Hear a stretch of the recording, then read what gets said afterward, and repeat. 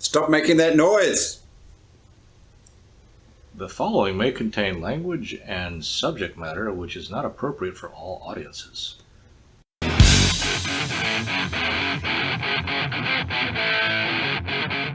Hello everyone, Dave and Matt here. You're annoying. Thank you for the low-fat podcast, and you probably haven't guessed, but today our topic is anger, and I'm thinking about just kind of expanding it on to Anger Week, since we got the angry white man here with us. I'm not that angry, I'm just... Actually, calling you white's also probably wrong, too. That's a misnomer. I'm Polynesian. Okay. Sure. I've got some Polynesian blood. Okay. I didn't dispute it. You just call me an angry white man. Well, you're an angry person, but not really. Do you really think so? No, but let's first talk about anger. So, anger. What is it? Anger is a lack of self-control. I think you're skipping steps here. Anger is a very strong emotion, yes. That causes you to lose control. Well, not necessarily. It does a lot. But again, that's really kind of dependent. Anger is a very strong emotion. Anger is something that I believe men have to deal with more than women do. Really? Just because of our hormonal makeup. Oh, you mean we have to control it? No, not necessarily control it. We have to deal... I think males get angrier more often and more deeply than females do. Oh, shit. And this is a guess, but I think it's because of our hormonal makeup. Oh, shit. Well, how come no one ever says that? I just did. No one else. Maybe you're not listening to the right people. You know, it goes to reason, right? Males have more testosterone than females do. Testosterone is really just kind of an aggressive little hormone, which brought up a really funny picture in my head. A small hormone with a bandana going, "Err." Is that like your muscle memory picture? Yes. I have little muscle cells with glasses and stuff. By the way, we're sweating in the studio today. Which adds to the anger because... it's about 85 degrees outside. Which usually isn't that bad, but it's a little humid here. Well, there's no frickin' wind. Is there a high pressure system? But anyway, it must be. We're moving away from anger. Well, I'm just saying. Well, because the heat makes people angrier. But first, we need to kind of talk about our parameters of anger. Okay. What is anger? And try not to describe it like you're a blind person touching an elephant. I think that anger a lot of time comes from dissatisfaction with our lot in life. Again, you're kind of telling me about a symptom, an outcome, a whatever, maybe a symptom. But is anger just too hard to describe? It's. Well, I don't know where it comes from. It doesn't matter where it comes from at this point in the conversation. As far as I've gotten, is anger is a strong emotion, but then again, so is love, jealousy. Well, isn't that important where it comes from? Well, we can talk about that later if we want to turn this into a week-long podcast because we're lazy. So it's not about where it comes from? Not today. Today it's about... what it is. Sure. And as far as I've gotten, for the third time, it's a very strong emotion. For me, anger is usually directed towards other people. I'm not sure what causes it to arise, other than just an annoyance.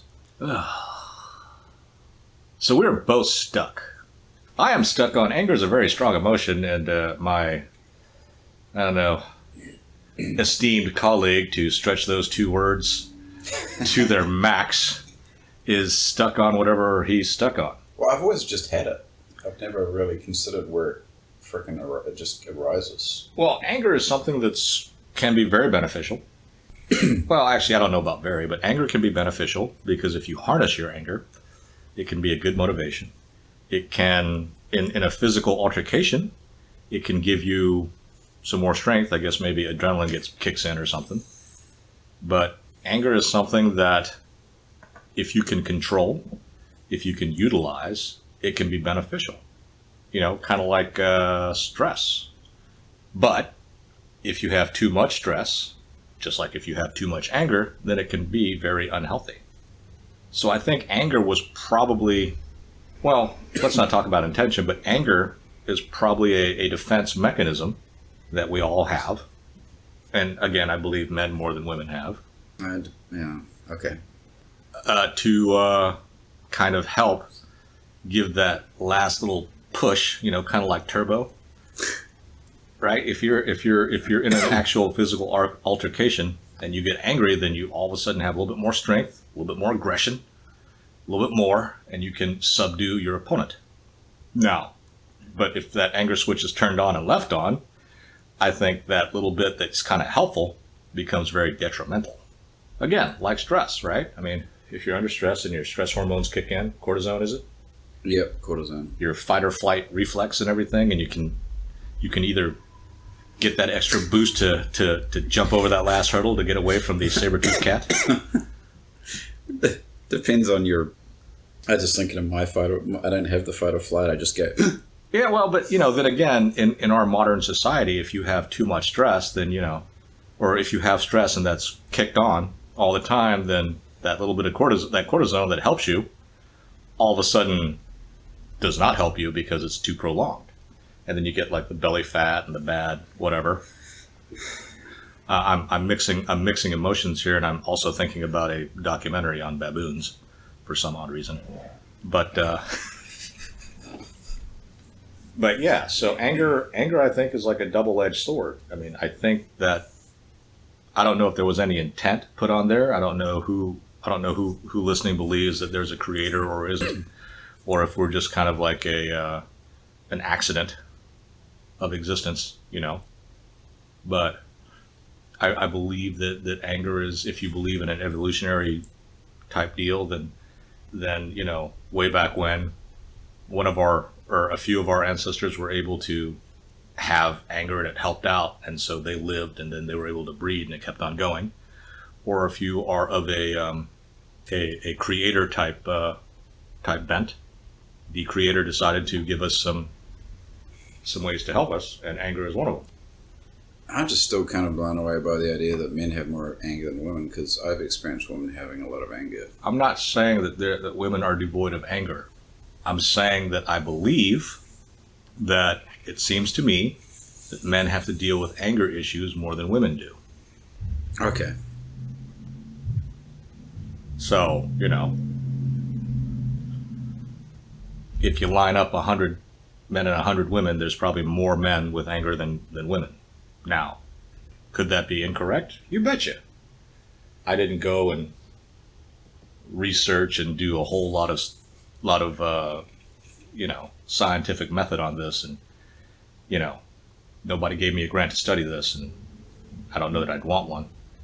Or maybe I would if I could make it into a boondoggle study. But so there you have it.